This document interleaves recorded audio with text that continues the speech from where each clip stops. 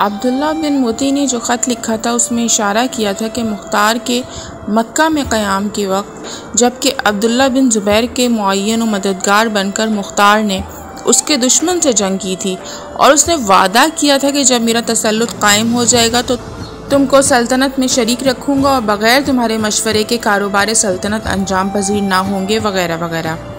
लेकिन जब मुख्तार ने दुश्मनों को शिकस्त देकर अब्दुल्ला बिन ज़ुबैर का इक़्तिदार कायम कर दिया और उसको उरूज मिल गया तो उसने मुख्तार से किए हुए तमाम वादे भुला दिए और उनके कत्ल की फ़िक्र करने लगा और अब्दुल्ला बिन मोती को अपना वज़ीर बना लिया।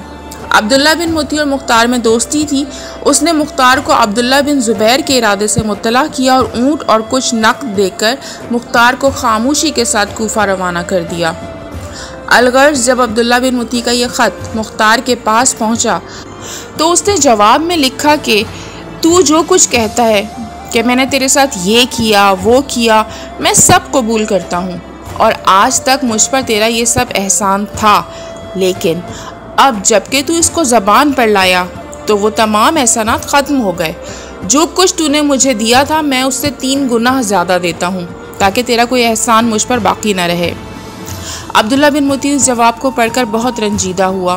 फिर एक दूसरा ख़त निहायत इज्जो इनकिसारी के साथ लिखा, जिस तरह ग़ुलाम अपने आका को लिखते हैं कि ए अमीर जलील मुख्तार, अपने ग़ुलाम पर रहम कर और मेरे कत्ल से बाज़ आ।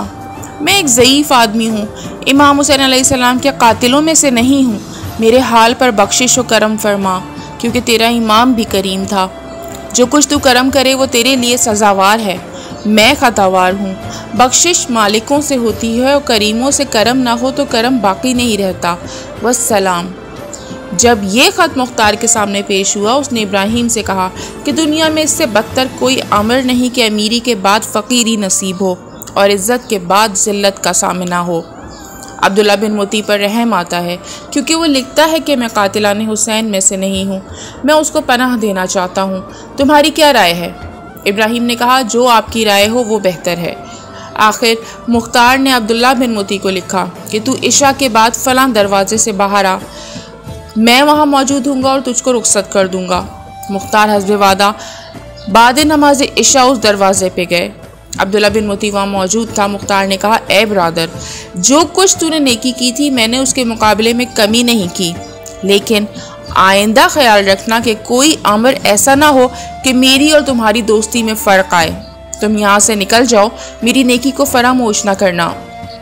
दूसरे रोज़ लोगों को खबर हुई कि मुख्तार ने अब्दुल्ला बिन मोती को रिहा कर दिया तो मुख्तार से कहने लगे, ए अमीर, आपने ये क्या गज़ब किया कि ऐसे दुश्मन को छोड़ दिया? मुख्तार ने कहा, उसने मुझ पर एहसान किया था, मैंने भी उसके एवज़ में उस पर एहसान किया। अगर अब आएगा तो ना छोड़ूंगा। और इसलिए और रियायत की कि वो कातिलाने इमाम हुसैन अलैहिस्सलाम में से नहीं है। खुदा की कसम, अगर मेरा भाई इमाम हुसैन अलैहिस्सलाम से लड़ने गया होता तो मैं उसको भी अमान ना देता। दूसरे रोज़ अब्दुल्ला बिन मोती के साथियों ने जनाब मुख्तार से अमान तलब की। आपने उन्हें अमान दे दी। वो सब दारुल अम्मारा से बाहर चले आए और मुख्तार की बैत कर ली। जनाब मुख्तार ने दारुल अम्मारा में क़याम किया, फिर मनादी कराई कि सब लोग जामा मस्जिद में जमा हों। जब लोग मस्जिद में जमा हो गए तो मुख्तार ने मिंबर पर जाकर खुतबा पढ़ा, जिसमें ज़ाहिर किया कि मैं ज़ालिमों और दुश्मनाने आले रसूल सल्लल्लाहु अलैहि वसल्लम को कत्ल करूँगा और उनके वजूद से इस दुनिया को पाक करूँगा। उनसे खून हुसैन अलैहिस्सलाम का इंतकाम लेने के लिए तैयार हो जाओ और आले मोहम्मद सल्लल्लाहु अलैहि वसल्लम के कमज़ोर लोगों के दुश्मनों को दिफा करने का अज़म बिलजज़म कर लो। उसके बाद ममालिक महरूसा के लिए गवर्नर मुकर्रर किए। अब्दुर्रहमान बिन कैस हमदानी को मोसल का गवर्नर मुकर्रर किया। सईद बिन हुज़ैफ़ा बिन यमान को मदाइन पर, उमर बिन साइब को रे और हमदान पर हाकिम बनाया और कूफे के इंतज़ाम के लिए अब्दुल्ला कामिल को कोतवाल, अबू उमरा कियानी को निगाहबाना ने मुमलिकत का हाकिम बनाया और अपने ग़ुलाम खैर को ख़जानची और कुतामा को बैतुलमाल का सरदार मुकर्रर किया। जनाब इब्राहीम बिन मालिक अश्तर को सिपह सालार लश्कर, अहमर बिन शमीद को पेशवाए लश्कर और मोहम्मद बिन रबिया को मैसी के ओहदे पर मामूर किया। दूसरे रोज़ कूफे के तमाम सरदार और बुजुर्ग मुबारकबाद के लिए आए। मुख्तार ने कहा, मेरे दोस्तों, मेरा मतलब ना सल्तनत हासिल करना है, ना इक़्तिदार हुकूमत से है। बल्कि इमाम हुसैन अलैहिस्सलाम के कातिलों से हज़रत के खून का इंतकाम लेना है। इंशाअल्लाह अदल व इंसाफ करूँगा, न जुल्म करूँगा, न किसी को किसी पर जुल्म करने दूँगा और न जालिमों को दोस्त रखूँगा। ये सुनकर लोग बहुत खुश हुए और दुआएं देते हुए रुखसत हुए। मुख्तार ने हुकूमत संभालते ही गरीबों, बेकसों, लावारिसों की दादरसी शुरू की।